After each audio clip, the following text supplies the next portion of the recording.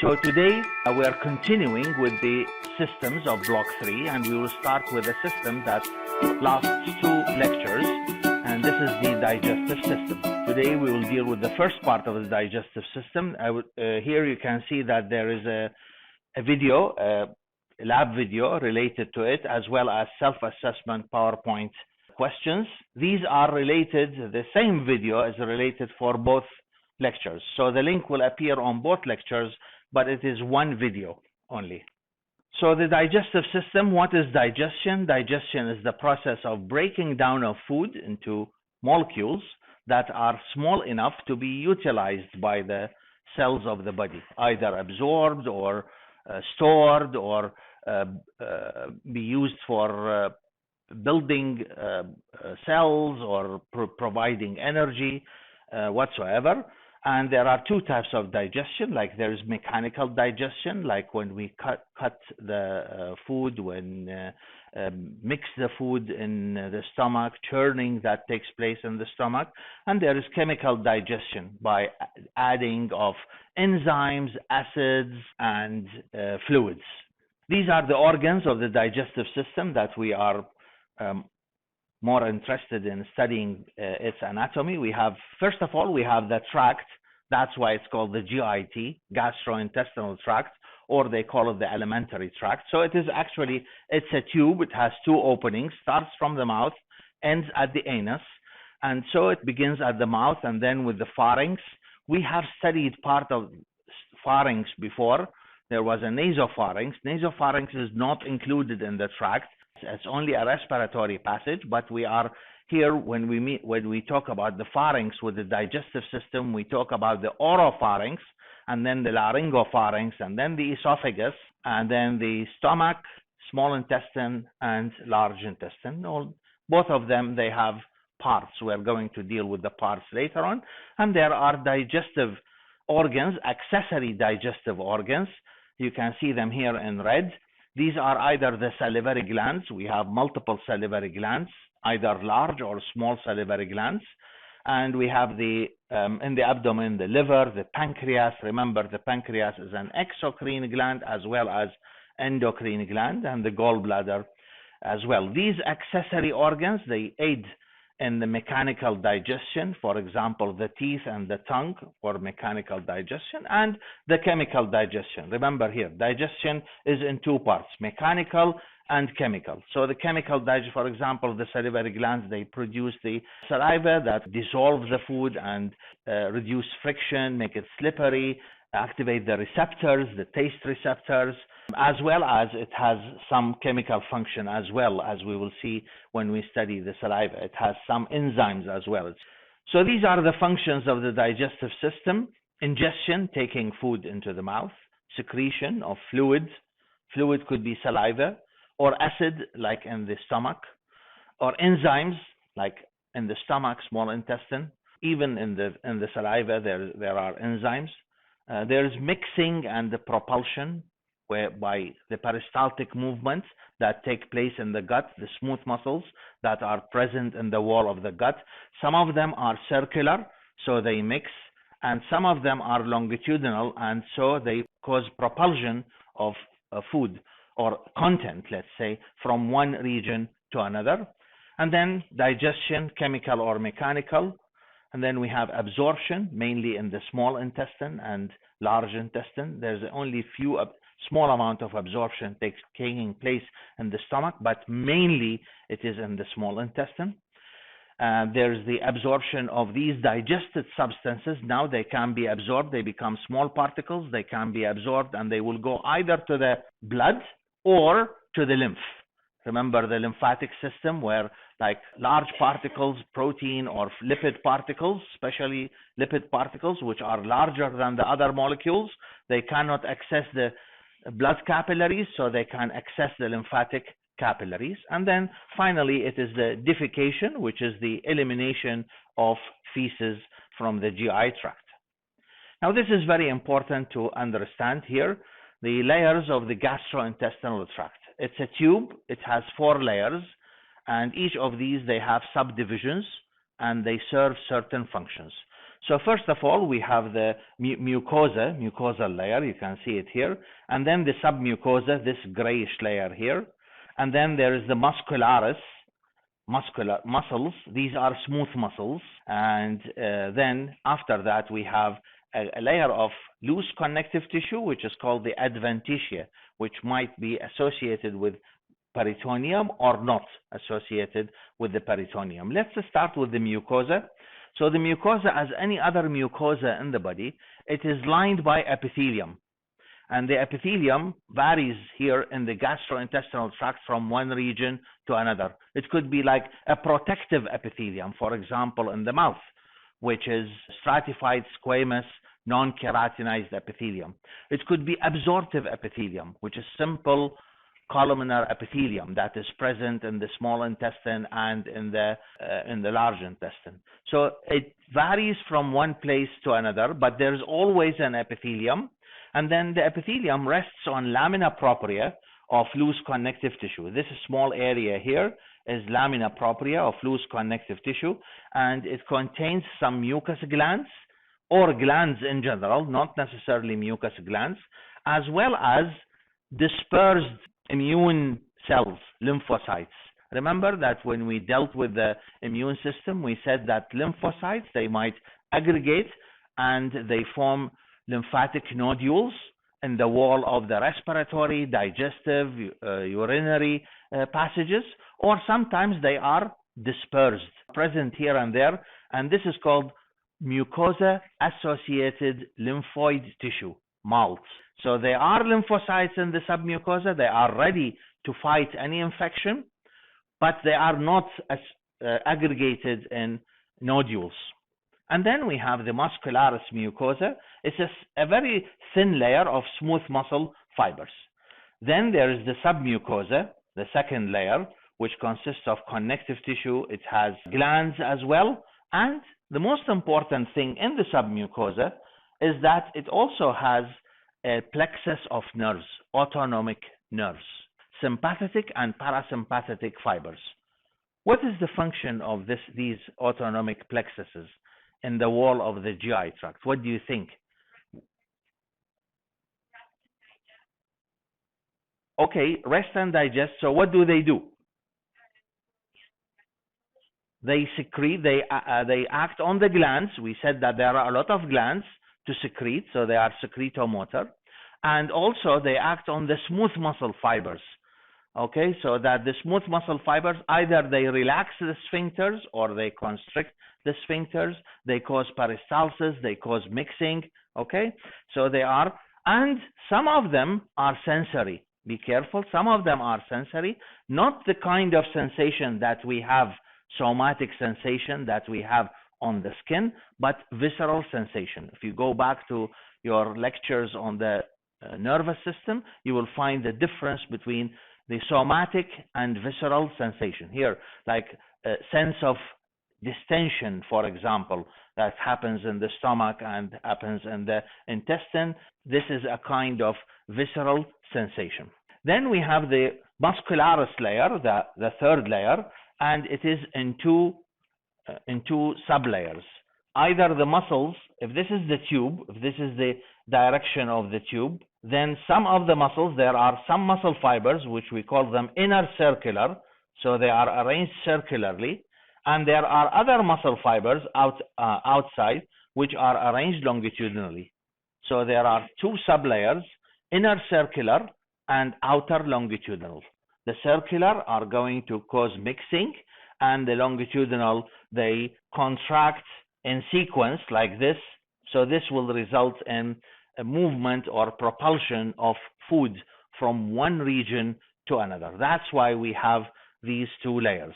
And again, they are supplied by autonomic nerves, and there is another plexus of nerves sandwiched in between them. So you can see the importance of these autonomic nerves here in the wall. We have two plexuses, one in the submucosa and the other one is in between the two muscular layers, and then we have the adventitia, which could be with or without peritoneum. Now, what is the peritoneum?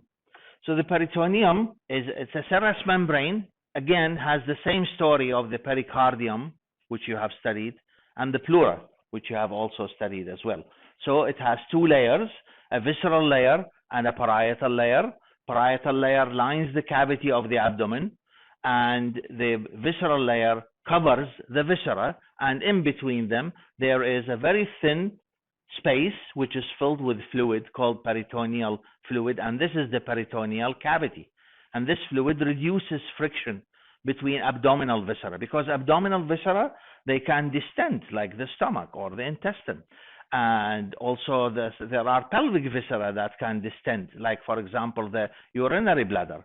Not only because they distend, but also because they are undergoing peristalsis, so that to reduce friction in between the loops of the intestine. The intestine is very long, like we will see that the small intestine is about 6 meters in length, while the large intestine is about 1.5 meters in length. So they are coiled inside, and so when peristalsis takes place, you need to reduce friction in between the coils of the intestine. Some of the abdominal viscera are just covered by peritoneum, and so we call them retroperitoneal. But other parts of the gastrointestinal tract, they are suspended into the peritoneum by a double fold of peritoneum like this. So we have a double fold of peritoneum, which is called, usually they call it mesentery, which suspends that part of the intestine, and so this is what we call the intraperitoneal structures. Like for example, this is a piece of or a loop of intestine. Either it is covered by peritoneum anteriorly and laterally, so we call it retroperitoneal. This is the wall. Or this is the piece of gastrointestinal tract, and there is a fold of peritoneum that suspends it from the wall. And through this fold of peritoneum, the blood vessels, lymphatic vessels, nerves pass through into the viscus, as well as fat, also visceral fat accumulates there for storage. So these abdominal organs that are suspended by a double fold of peritoneum are called intraperitoneal, although they are not actually inside the peritoneal cavity, but they are almost inside. They are almost completely covered by peritoneum. Let's start with the mouth. Here we have the oral cavity proper and the vestibule. So this is the oral cavity proper, which is the part that is located inside the teeth, and it has the roof, which is the hard palate. You can feel your hard palate with the tip of your tongue, and then move your tongue backwards. You will feel that it becomes soft, which is the soft palate, and therefore the floor of the mouth cavity proper is your tongue. And the vestibule is the part of the mouth that is located outside the teeth, in between the teeth and the cheek on the lateral side, or the lips that are located anteriorly. And as I said, that the lining here is a non-keratinized stratified squamous epithelium. It is a kind of protective epithelium. This is the palate here. This is a sagittal section showing you the hard palate. It is the roof of the mouth, but the floor of the nose. Same thing is for the soft palate. The soft palate is made soft because there is no bone. There's only fibrous tissue. To this fibrous tissue are attached muscles. Some of these muscles, they elevate the palate, and some of them, they depress the palate. So you can see here that the palate acts like a valve.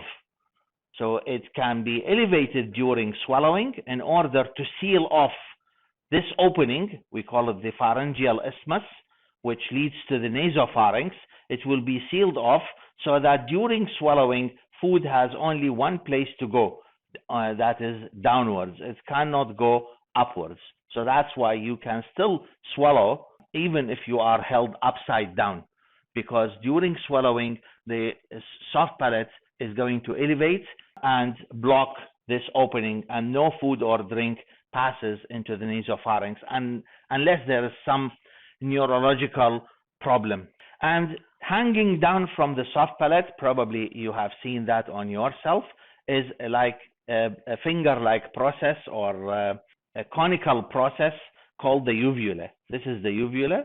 It contains some smooth muscle fiber. It contains muscle fibers, not smooth muscle. It contains muscle fibers and covered by mucosa. And it is believed that it adds to the sealing of the opening between the oropharynx and the nasopharynx. The tongue is composed of skeletal muscle fibers. Some of these muscles, they can change the shape of the tongue, and some of them, they can move the tongue. One of the most important movements of the tongue is to protrude the tongue forwards, and this is the movement that is produced by the bulkiest muscle of the tongue. Again, they are skeletal muscles, and the bulkiest muscle of the tongue is called genioglossus. It's attached to a genial tubercle on the mandible. That's why it's called genio, and then glossus, which refers to the tongue. So it extends from the mandible, as well as some fibers arise from the hyoid bone, and you can see that the fibers, they have like triangular in shape, or what we call fan-shaped fibers. And so when these muscle fibers, they will contract, they will push the tongue forwards, protrude the tongue. And when they are paralyzed, then the muscle falls backwards. So that's what happens, for example, in people who lose their consciousness. The muscle will become weak, and so you can see here that the tongue falls backwards, and this might result in suffocation. That's why, in order to secure the airway, it is better to extend the neck, as you can see here, and then push on the mandible from below in order to push the tongue forwards and prevent the obstruction of the respiratory passages. The same thing happens like during general anesthesia. They put a tube, we call it the oropharyngeal tube, in order to, you can see it here, in order to prevent the tongue from falling backwards. Normally, what prevents the tongue from falling backwards is the tone. Remember, each muscle has a tone. So it's the tone of the genioglossus muscle, which is the bulkiest muscle of the tongue. There are other muscles. I'm not going to concentrate on them. If you want to relate this with the neuroanatomy block, then these muscles of the tongue are supplied by the 12th cranial nerve, the hypoglossal nerve, not the nerves that that carry taste sensation, but this is only a motor nerve that supplies these muscles. There's a fold, a mucosal fold below the tongue. Definitely you have seen that on yourself, and you can feel it, and this is called the frenulum of the tongue. Sometimes there is a congenital abnormality that this frenulum is very short, as you can see it here, and this is what we call a tongue tie, and it can be easily treated surgically by cutting it, because this might affect speech as well as suckling of the infant. At the back of the mouth, there are arches that hang down from the palate. These are called palatine arches. Remember, I said that there are muscles that elevate the soft palate and muscles that depress the soft palate. And these are arches. They are arches of mucosa, but deep to the mucosa, there are muscle fibers. These are muscles of the palate that depress the palate. Some of these muscle fibers that constitute the anterior arch, they are attached to the tongue, so it's called the palatoglossal arch. And then the posterior arch here, the muscles are attached to the pharynx, and so it's called the palatopharyngeal arch. And in between these two arches, there is the tonsil, the palatine tonsil, or the tonsil, one of the members of the Waldeyer's ring of lymphoid tissue that is present at the beginning of the respiratory and digestive passages. Then we have the salivary glands. As I said, there are multiple salivary glands. Some of them are present on the tongue, some of them are present on the lining of the cheek, some of them are present on the palate. So these are small salivary glands, but we have three pairs of large salivary glands. One of them is the parotid gland. You can see the location of the parotid gland here. It is located on the angle of the mandible, below and inferior to the auricle, on the surface of masseter muscle. You have heard of masseter muscle before. And It has a duct, a large duct, that passes through buccinator. Remember this muscle of the cheek, buccinator muscle? We call it trumpeter muscle, which is important to push the food toward the teeth so that the food is always in between the teeth. It's called the buccinator muscle, and it opens into the vestibule of the mouth. And you can see the opening, very small opening opposite the second upper molar tooth. Second upper molar tooth. Important to remember this location. Then we have submandibular glands. As the name indicates, they are located below the mandible, below the inferior part of the mandible, in the region of the neck, which is called the submandibular region. You can see them here. But although they are present in the neck, they have a duct that passes into the floor of the mouth and opens at the floor of the mouth on either side of the frenulum of the tongue. Sometimes, probably, I'm sure that it happened to you, that sometimes when you yawn, you will find that there's a gush of saliva coming out of your mouth. This gush of saliva comes from the submandibular duct, which is located on either side of the frenulum of your tongue. And then we have a sublingual salivary gland. That is the gland that you can feel on either side of the floor of your mouth. It's the sublingual gland. And this gland has multiple ducts. It does not open by a single duct like the submandibular or like the parotid duct. There are multiple ducts that open onto the floor of the mouth. This is the composition and function of saliva. It keeps mucous membrane of the mouth and pharynx moist, lubricates, dissolves foods for easier swallowing, dissolves food for activation of taste receptors in the taste buds. Chemical digestion. Some digestion takes place here. There are enzymes in the saliva.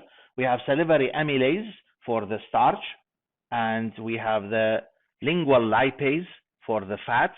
Also, we have another enzyme which is called lysozyme. This lysozyme, you will find it repeated in several places. It is like an antibacterial enzyme. It destroys bacteria.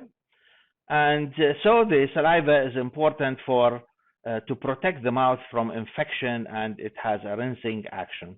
There are about 1 to 1.5 liters per day of saliva produced.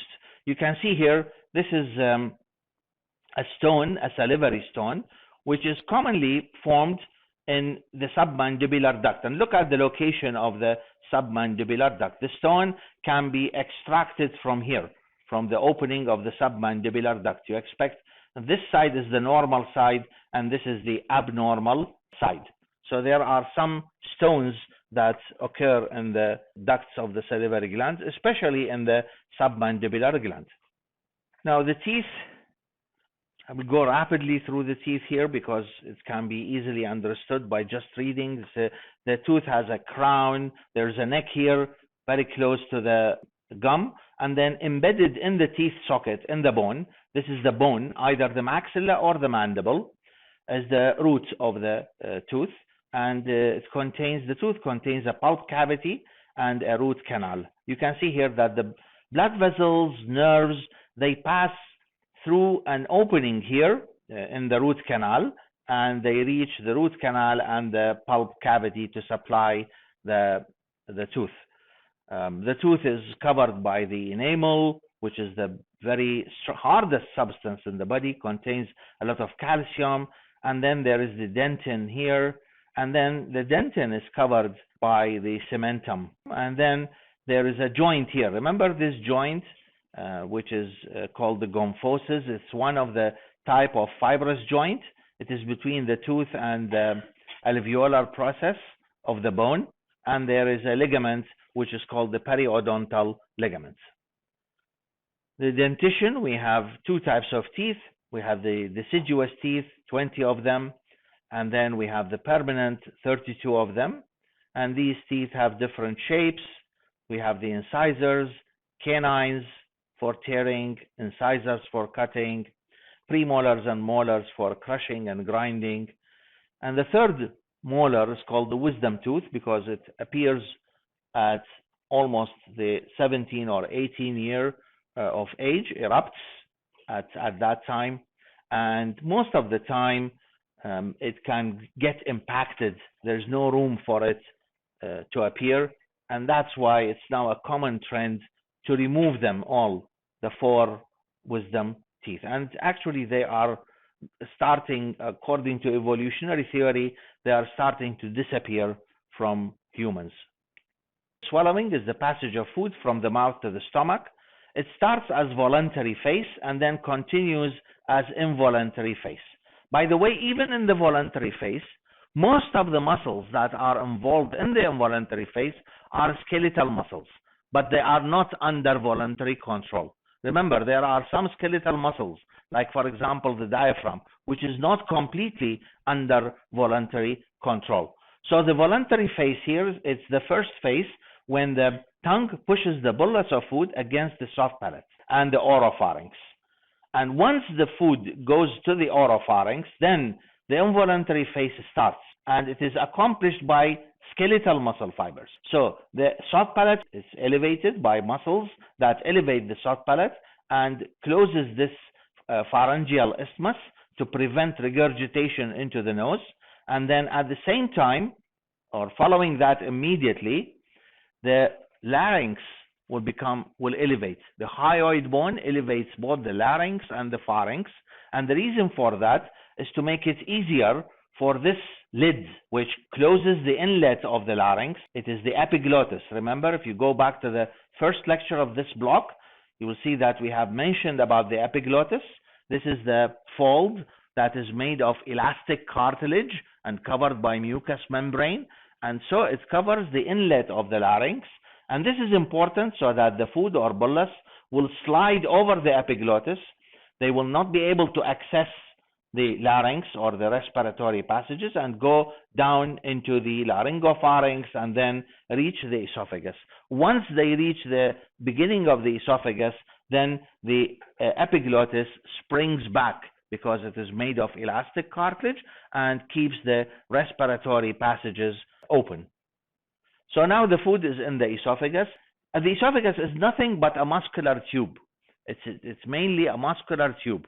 And the beginning of the esophagus, with the upper third of the esophagus that is present in the neck, is made of skeletal muscle fibers, although they work involuntarily. And then the middle third is made by a combination of skeletal and smooth. And then the lower third is only smooth muscle fibers, and it's going to continue with the smooth muscle fibers of the stomach. Look at the esophagus here. It is posterior in the neck. Anterior to it is the trachea. So what you feel here at the jugular notch is not the esophagus, it is the trachea. The esophagus is located behind the trachea, and then the esophagus goes into the thorax. It is behind the heart, and then passes through the diaphragm. We call it the esophageal hiatus, or opening in the diaphragm.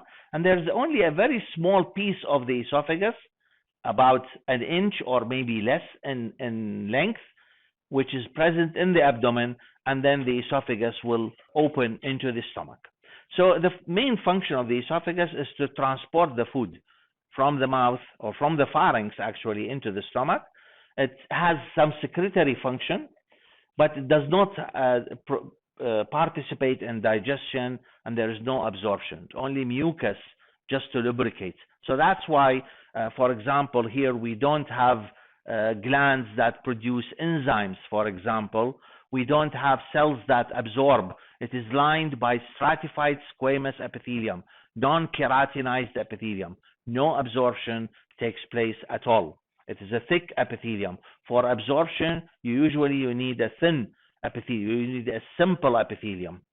This is the histology of the esophagus. I just mentioned that it is non-keratinized. There's submucosa with mucous glands.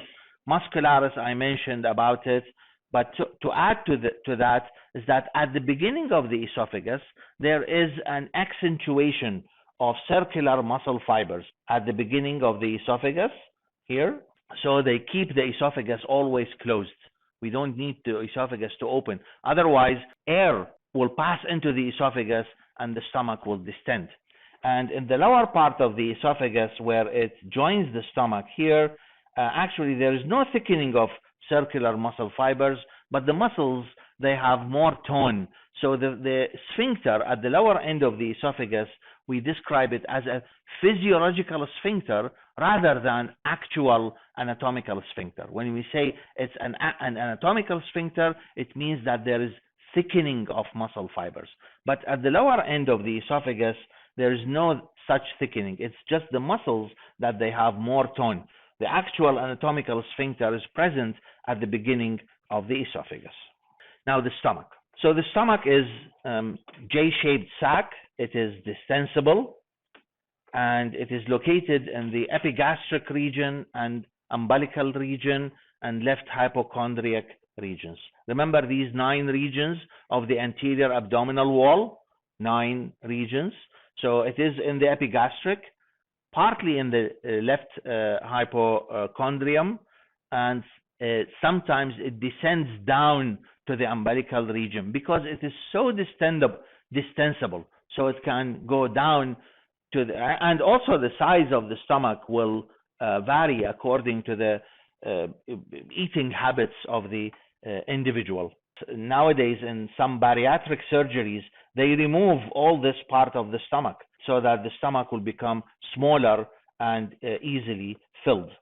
Inside the stomach, as you can see here, that there are mucosal folds, and these are longitudinal folds of mucosa called rugae, and they obviously they allow the stomach to distend as much as possible, because so they only appear when the stomach is empty. When the stomach is distended, then the mucosa is smooth. Otherwise, it is longitudinal. You can see them here. This is this view here. Yeah. So this view here is an endoscopic view of the stomach, passing an endoscope and a camera inside the stomach, and you can see the longitudinal folds.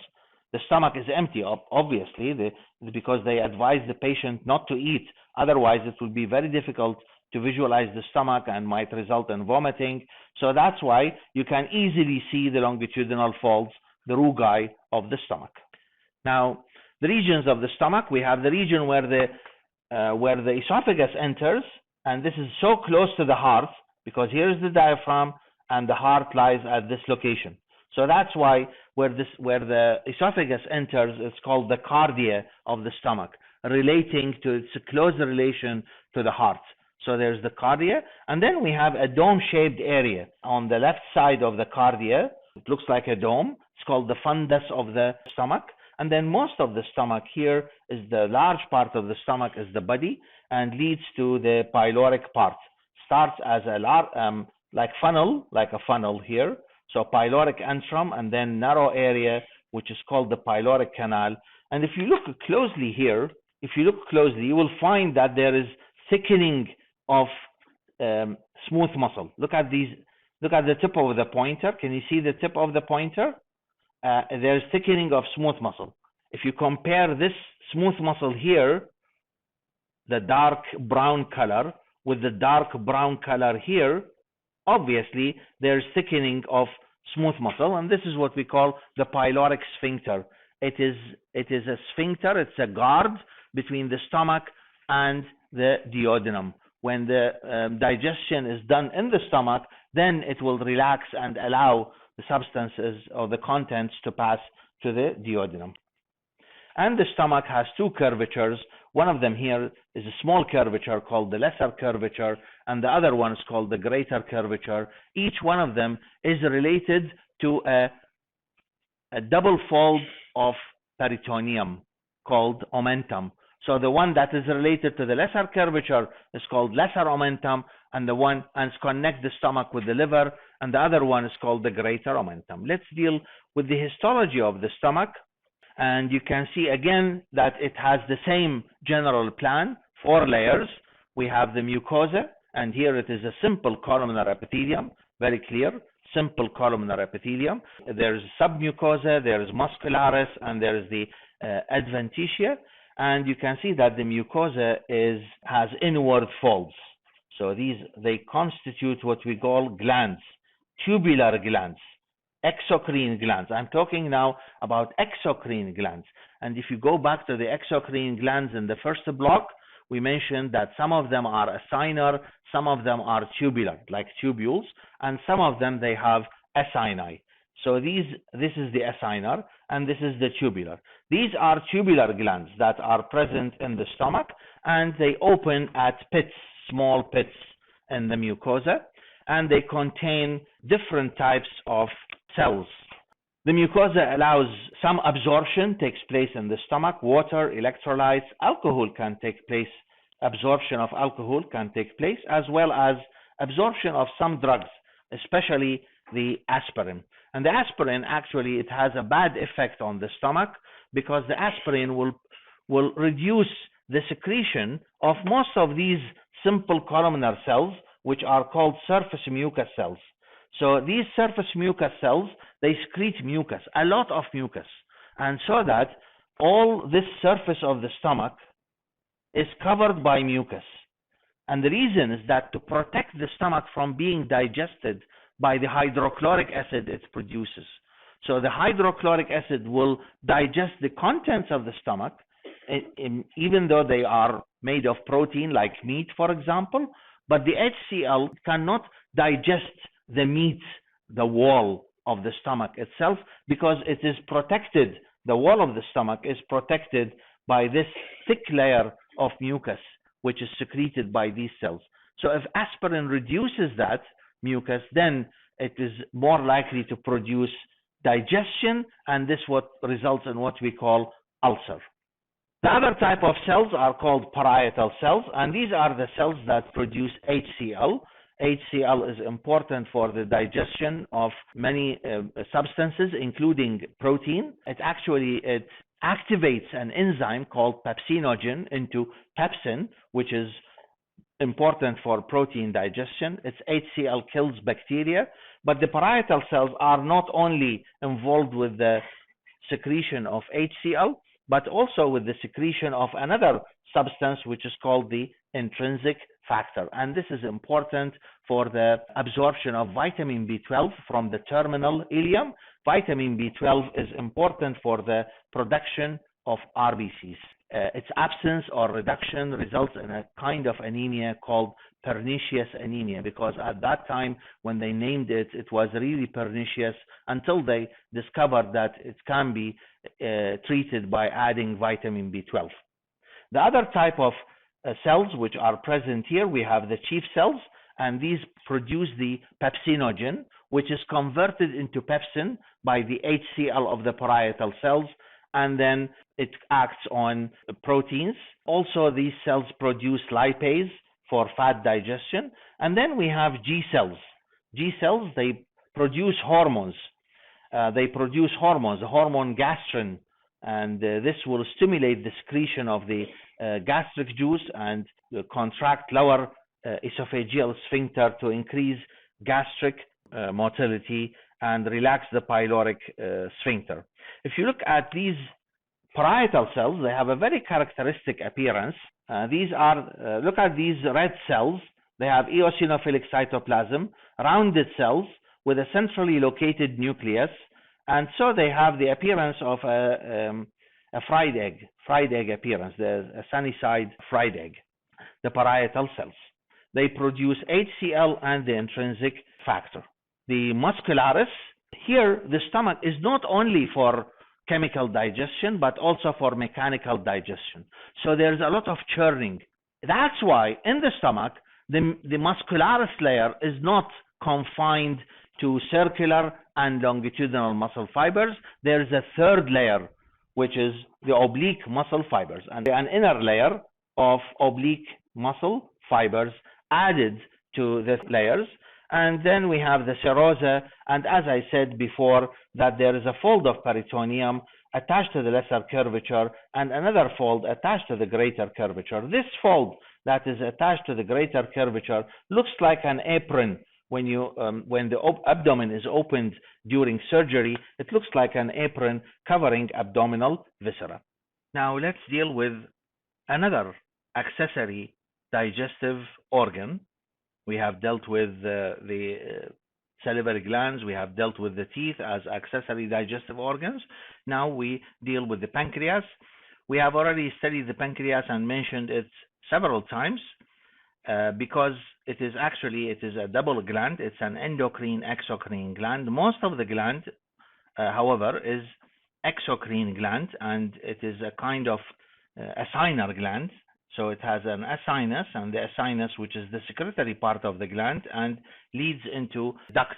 So these acini, they produce pancreatic juice, which is slightly alkaline, to buffer the acidity of the stomach, because the ducts will ultimately open into the duodenum. There are several enzymes like amylase for starch digestion. There is trypsin for protein digestion, lipase for fat, ribonuclease, and deoxyribonuclease.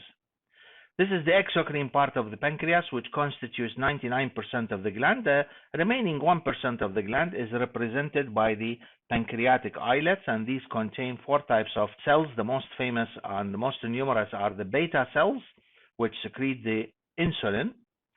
And the secretions of these glands, because they are endocrine, do not reach the ducts, but they reach the blood. This is to show you the gross anatomy of the pancreas. It is located posterior to the stomach in the upper part of the abdomen. So if we continue here, we'll see that this is the stomach here. This is the esophagus, fundus of the stomach, lesser curvature into the pyloric region, and then into the duodenum. Most of it passes behind the stomach, and it has a head which is located within the C shape of the duodenum. It is a wide head, and the head leads to a body which is located mainly behind the stomach, and then a tail which reaches to the left up to the spleen, to the hilum of the spleen. The exocrine part of the pancreas should drain into a duct, and so it drains into 2 ducts. The main pancreatic duct, or the pancreatic duct, because the other one is called the accessory pancreatic duct, but the main pancreatic duct traverses the entire length of the pancreas, from the tail to the head, and it is into these ducts that small ductules, they open, that bring from the acini, bring the enzymes or the secretions, the alkaline secretion from the acini of the pancreas. And then at the end of the duct, where as it approaches the duodenum, you can see here that the pancreatic duct joins the common bile duct, the green one here, and then both of them, they will distend. They form an ampulla. You have heard of the term ampulla before, for example, ampulla of the vas, ampulla of the rectum. So this is the hepatopancreatic ampulla, because it is formed by the union of the common bile duct from the liver, hepato, and pancreatic duct. So it is hepatopancreatic ampulla, or the ampulla of Vater. And this ampulla of Vater opens at a small elevation here at the middle of the duodenum, which is called the papilla, duodenal papilla, major duodenal papilla. And this papilla is surrounded by smooth muscle fibers producing a sphincter called the sphincter of Oddi. So it is not always open, but the juice is only allowed to pass when the sphincter is relaxed. It is called the major duodenal papilla because there is a minor duodenal papilla which is proximal to it, and this is for the opening of the accessory pancreatic duct. Keep in mind that the accessory pancreatic duct is not always present, and if it is present, it opens at a minor duodenal papilla proximal to the major duodenal papilla.